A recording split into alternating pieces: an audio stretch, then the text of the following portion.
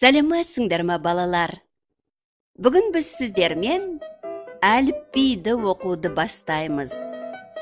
Бұл кітап әріптер мен сөздердің сиқырлы әлемі деп аталады.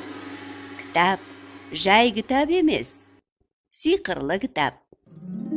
Енді балалар мұқият зер салып қараңыздар.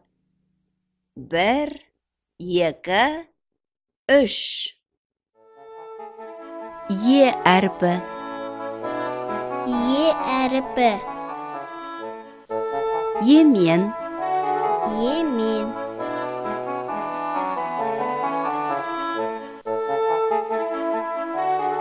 Есек.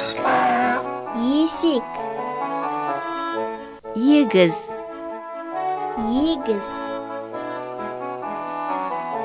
Егінші. Егінші. Егін. Егін. Ешкі. Ешкі.